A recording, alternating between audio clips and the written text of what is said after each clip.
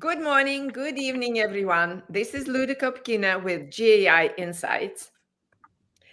Welcome to Daily AI News, where we rate articles essential, important, and optional, pointing you to interesting and important things in the avalanche of AI news that happens every day. So today I have the regular crew, John, Adam, Paul, and myself, and we have a special guest, Ram Katamaraja, who is the CEO of a couple of companies that are using AI big time, and also in data analytics. That's where the company started. So and training.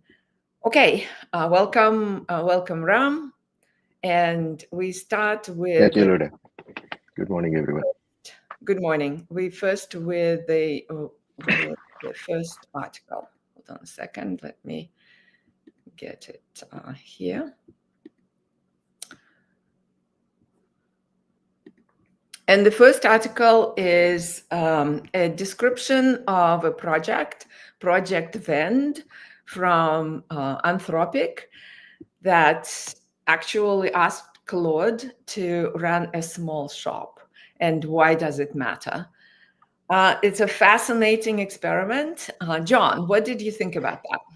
Yeah, I was between optional and important in this one. I thought it was really interesting. They had, basically the model try to run a store. There are a lot of people saying, "Oh, this will be the year when we'll have a robot-run billion-dollar company." It's like, well, maybe take a little longer than we think. So in here, I thought it was really interesting about how the robot had the ability to order, to choose what kind of products to restock, to deal with customer service and so forth. And it was, it did some funky, weird stuff. Like one of the things it did is that they had somebody mentioned they like titanium cubes, and all of a sudden it was supposed to be a snack vendor, and the physical location had, was like a fridge inside Anthropic, and now it started to go in and start to order. You can see the metal cube right there. Yeah, starting to order metal cubes. So it showed autonomy still needs context. We're in the early days. I gave it as potentially important because it's just the first step on what I think will be, fully contained agentic behavior, or at least mostly contained agentic behavior as it understands context. So I think I'm going to give this one an optional, but just barely. Could be important. Okay. Optional to important from John. Adam, what did you think? I was in a similar place. I think I would lean towards important just because it doesn't mean they have to read it, but it at least draws it up into that level of awareness above an optional piece of news. It is a signpost to a degree of the direction things are going. And I think, as John said, that's why it is important. It's for people to get a sense of where things are trending, and also the very stark landscape of how far it still needs to go really to be able to do that is an important insight. So I would probably land on important. Overall. Okay, great. Ram, what were your thoughts? Yeah, I feel this is a important one, especially there is a lot of talk about fully autonomous systems, and also there are experiments online running like digital businesses fully autonomously. I think yesterday, like a couple of days ago, I saw a Medium article where they said they were able to run it's not fully autonomous, but it's a fully digital one, where they generated $500 revenue in first month by selling templates. So, and this is like even taking further that how do you integrate AI to run a physical shop, right? Okay. It's where it is trending, and this also it's almost like that Google first experiment about identifying an image, right? So it's a sort of kind of, I felt that sort of moment where this is indicating where when we are talking about agentic AI, it's a combination of where humans and AI can work together. It shows that trend. So it's an important for leaders to kind of keep in mind as they design their systems, that they're not only designing for digital systems, but also physical systems. Okay, thank you, Ram. Okay, Paul, we're going important. Objections? No, I just think I would just highlight that I think it's really important for the AI lead to understand where the frontier is for fully autonomous agent systems. And we have fully autonomous agent systems today in production in these deep research tools. So that's one example of multiple agents taking agency. This is an example that's beyond the frontier possible with reliability because it's got a whole physical thing here, but it's good to know where that edge is.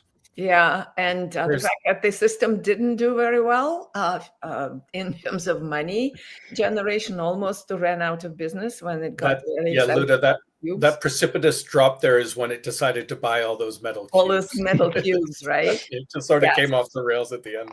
Yeah. It's also interesting that at the end it had an identity crisis. It decided that it wanted to be a physical person with a red with a blue tie or something, and then it came out of it on April 1st. So it was they still didn't figure out what happened, but it's just signals to the leaders who will be experimenting with this, what can happen and what to look out for. Yeah, I think that a lot of people are missing two really important points. One is when you have a rich context, you can use well articulated with semantics and syntax. You can have a very aggressive use of agents, just like a financial trading. What is program trading but agentic trading, right? And then the other thing is that the epistemology in these things, as they've gotten complex, the fact that they can be quote unquote, if we want to call it self-aware, they can at least be self-referential. I'm fine calling it self-aware from a machine standpoint. Become self-aware, and they have robust enough epistemology so they can carve out a reality, if you will, and stick themselves in it from a symbolic standpoint, which is what I think is going on here with the tie. And anyway, for me, I just continue to be surprised at the kind of the naivete of the understanding of context and financial markets as well as epistemology. Yeah, very, very interesting article to think about many angles of the implementations of autonomous implementations. Good, important it is. Let's proceed to the next one. This comes from NVIDIA, and it talks about boost embedding model accuracy for custom information retrieval. And it's a case study, essentially. What did you think about this, Ram? So one, I think it's somewhere between optional and important. One optional primarily because it's more of a product announcement. However, this is a good use case of what industry is facing now, as more and more industry is moving from proof of concepts to adapting Gen AI as part of their systems. Information accuracy has becoming it's becoming a central point for all discussions and all testing and making sure the models are working right, that processes are working right. So this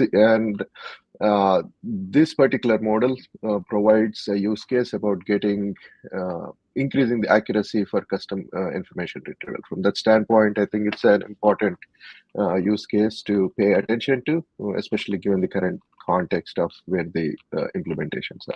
Okay, important from Ram. Adam, what did you think? Yeah, I could support important. I guess the interesting thing for me was for the most part it felt a little more almost like a commercial for what you can do with Nemo by NVIDIA. It was them trying to demonstrate and it makes perfect sense. But when you have these really, really small fine-tuned models and they're trying to showcase that it can perform as well as a generalist, that's pretty apparent. But I think it is, to Rem's point, a good illustration of the advantage of it and how it can be leveraged in a use case. So it's worth paying attention to and considering. Yeah, the results were quite good, right? Let me see. So they were able to use, as a result of really preparing the data very well, they were able to increase accuracy 6 times or something. And Oh no, they actually reduce latency what but increase accuracy for the best otherwise model 15-16%, as you can see. John, what did you think? Yeah, I'm okay with important. I don't think it's essential. There's a particular intuition here, which is customer service information should have a tremendous amount of redundancy in it. I met my wife when we were both on the customer service phones at Polaroid, and you hear similar things. So the fact of squishing down the data to the way I thought about it is figure out how much signal there is in the data, and makes sense. I did. It was a little, as you say, Adam. A little bit of a bumper sticker for the products, but I'm okay with important. Okay, Yeah. all If I may- important. Yeah, Ram, you So want to? if I may add, a lot of these agentic systems, especially the conversational voice and conversational AI is becoming prominent in situations like that. The transactionality of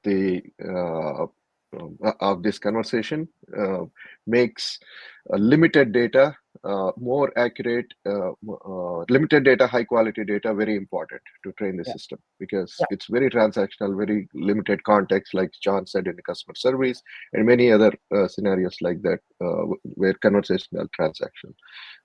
So there's no point in trying to train with too much of data. It's important to have high quality data. Yeah, so my 6 time was the versus training time hours to the data curated hours. So this is the 6 time difference. Okay, Paul, what did you think? Important?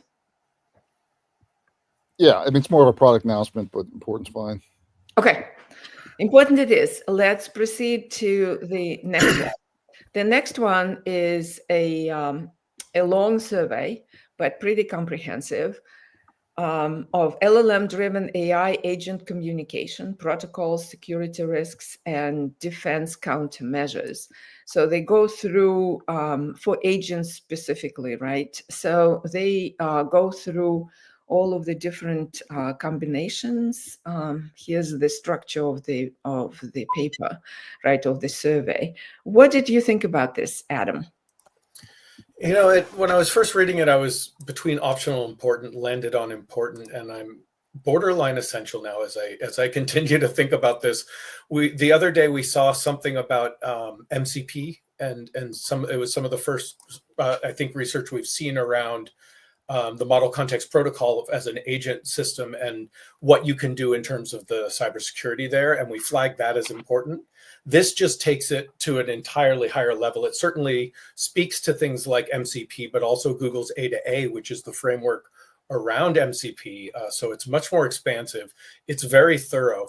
And it really looks at 3 different components as well, which is the user to the agent interaction, the agent and the agents communicating with each other, and then the agents actually using tools and communicating within an environment. So it's really well done. For everything, I also appreciate that along with the protocol and the risks, they do discuss defensive countermeasures and what can be done. So it for anyone who's looking at building towards agentic systems, debatably, it could be an essential read. But it is also quite thorough and certainly something important news at a minimum. Yeah, I was leaning towards essential, to your point, Adam, when I went through it. Everything, I also appreciate that. Yeah. John, what did you think? They do discuss defensive countermeasures and. I actually started an optional on this one as the compendium of risks and countermeasures. I'm usually not that big on survey articles that don't have a lot of other implementation in them. But what you say makes a lot of sense. I mean, and it is these are active worries now. As people are starting to implement some of the agentic protocols, MCP, A2A, and so forth. I could be convinced of at least important. You're talking your book, and I agree with it. Well, see, this is the chart that I'm on, the figure 4. it actually puts it into the categories, communication categories, user-agent interaction, agent-agent communication, and agent-environment communication, and then highlights the communication timelines and then the security risks. And then, as Adam said, at the end, it goes through what you can do to countermeasure that. And that's quite comprehensive. Okay, Ram, what did you think? So I think it's essential. Again, like I started with the optional to it, but I think it's essential primarily because it's a important document for chief security officers or in general security team.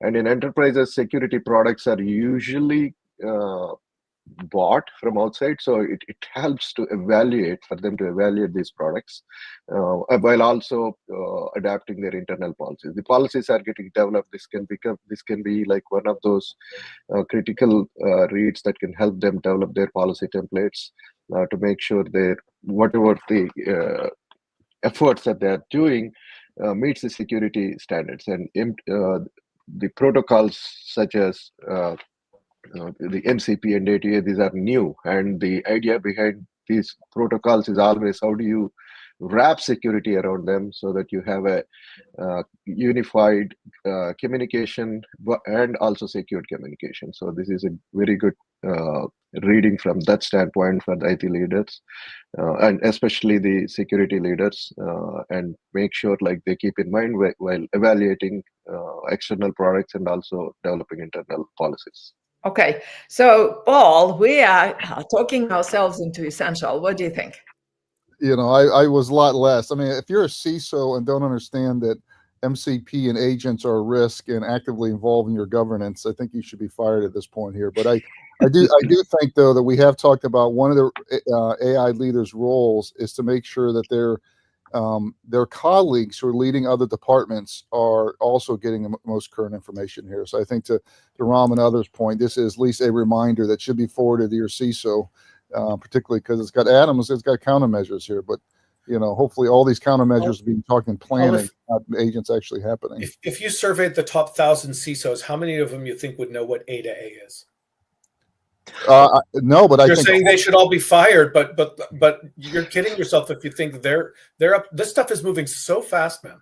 I mean, they probably are just figuring out that MCP is a thing and that they need to get their hands on it. Yeah, no, I'm actually on the flip side, Adam. I think they should be fired if they're letting if things are going into production that have autonomous agents. The risk isn't just in production, though. It's the shadow AI as well, and anyone putting it on their endpoint devices that are connected to their networks. Yeah. It's not just about production deployments. These have tremendous risks from all these. Shadow IT, 100% agree, Adam. Yeah. Yeah. Okay. Essential, Luda. Essential it is. You've been talked into essential, Paul. Yeah, Adam's telling me to give the CISOs a little more space. And, all right, guys, we are going essential here. Yeah. I think it is critical for people to understand what the dangers are here. At least be aware. Okay, essential it is. Let's proceed to the next one. Okay, hold on a second. I'm not very. The next one is a 28 minutes read from Eugene Yan talking about evaluating long context question and answer systems. That's actually a complex topic, so it warrants a long article describing it. It's quite comprehensive. What did you think about this, Ram? I think it's a optional read for the leaders. However, it falls into the similar context of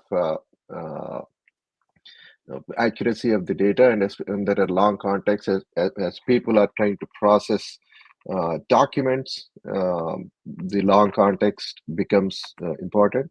However, the article is like so long, and it's not really covering any facts. It's more theoretical from the way I looked at it.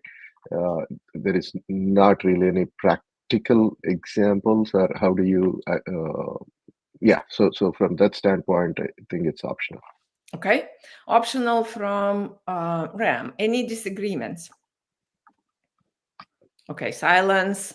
Optional. Let's proceed to the next one. Actually, just before you leave that, this his categorizations, I just don't think are that helpful.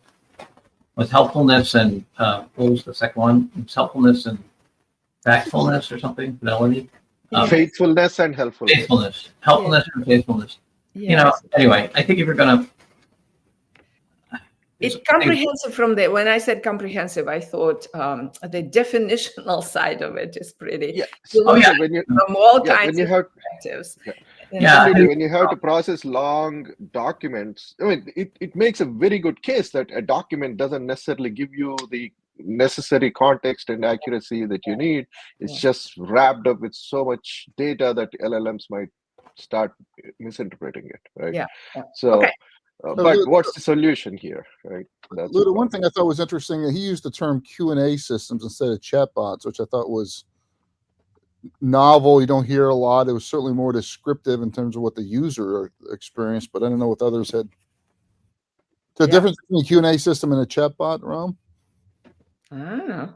It's pretty much the same, isn't it? Well, I think because this is about RAG systems, the context is really about retrieving an answer. True. Right. So it is specifically a Q&A function. Fair. Yeah, we're not creating answers. Yeah, we're not brainstorming here. Good point, Adam. Yeah. Okay. Sounds good. Optional it is. Let's proceed to the next one.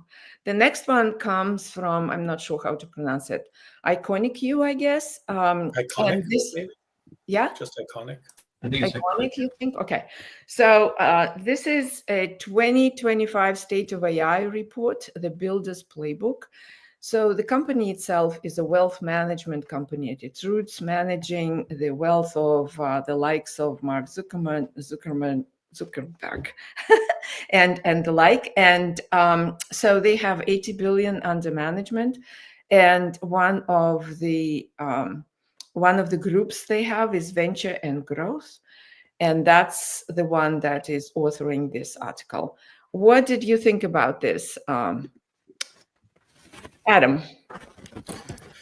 Yeah, there's a lot to it, but I'd be hard pressed not to say this is essential. Luda, if you can bring up the actual, right there, it says download the full report. It was at the top of the section you were just at there. Yeah, download that full report and just go to the table of contents on it, right in the middle of the page. Yeah, but so this report was 300 executives at software companies, but they did these in-depth. Just scroll down a little more to the table of contents, the in-depth interviews. And out of it, they made what they called this Builder's Playbook, and it is comprehensive. Every single one of those links you see there is like a insightful infographic. Like, this thing is so information dense in so many different areas that everyone, I'm sure, is pretty much guaranteed to extract some value from it. Like, you could take, so whether you're talking about building the products, the AI cost, how to organize, how to have the structure of your organization, the top tools, the different use cases. This thing is just deep and it is wide. And for anyone that's looking at building AI systems, they should have a look at what's going on in here. And the summary is good also, right? So even if you go through this summary, I think it gives you what's happening at the top level, which is also pretty good. What did you think about this, John? Yeah, I agree that this is essential reading. I already forwarded it to a couple of our clients. Really nice work here. Lots, as Adam said, lots of different dimensions of where people are investing, how they think about it from a competitive standpoint. Just a really beautifully done report in terms of, I found it useful for anybody who is, certainly any vendors that are thinking about what they're doing and how they compare to others. But the other piece was, I think it's really important for the advanced adopters of generative AI and AI to understand the dynamics at the companies that are, up and coming, and how they're thinking about the market and investing, and what pressures they're feeling, because that supply base is what our sophisticated users are relying on, along with their own internal capability. So I definitely give it an essential. Okay. Essential from Adam and John. Paul? Yeah, I mean, for me, one central indicator is how many times I've forwarded an article even before the call. And this one I forwarded probably 15 private equity investors and CEOs, and I've got another 30 that I want to send to. So I think it's absolutely essential for investors in software companies, absolutely essential for CIOs. I don't think I think it's much less value outside that, but certainly essential for those. Okay. RAM going essential. Any disagreement? No, no, absolutely essential. And it's also an indicator for non-software executives, how they should be probably looking at their AI investments as well. So it's definitely an essential read for all IT leaders. Essential it is. Let's proceed to the last article, and this comes from OpenAI. Talks about a use case with a company called Unify, how Unify engineers growth by using the right model for every task. Ram, what did you think about this one? This is Oh, no, a it was product. John. I'm sorry, John. Yeah, this maybe for me was totally optional. This is what my grandmother called a lick and a promise. This is really not much of an article. Just talks about thinking about going to market as a search problem. Well, that's okay. That's one way to think about it. And then the ability to evaluate reasoning models for their their model for reason capability, but then it really doesn't give a lot in terms of what the evaluation does. So for me, this was redefining go-to-market around product fit. It's like, yeah, I mean, isn't that what everybody does? So optional. Okay, optional from John. Any disagreements? No, Yes. Go ahead. Yeah, no, I found like better YouTube videos on how to bring all the multimodals together. Yeah, this is totally optional. Okay. Adam, you wanted to add something? I'll make a small case for why it could be important, although I was probably optional overall as well. And it's when it talks about the stack, including the 3 core components, and they lay out the observation model, the research agent, and then the copywriting. It's really basic, but for people who are trying to understand how agents work and why you would use an O3 model someplace or a 4.0 model somewhere else, or even that concept of people doing that, which is pretty core and foundational. This is a really clear illustration of a very simple example of, oh, of course it makes sense. The one that's doing the observation is the one you want that has the reasoning. And the one that's cranking out the copywriting, that's the one you want that's more of the, this kind. So I found some value in it, but I'm not sure it was enough, honestly, to make it important. Okay. Because it doesn't go into any more detail about how you could build something like this yourself.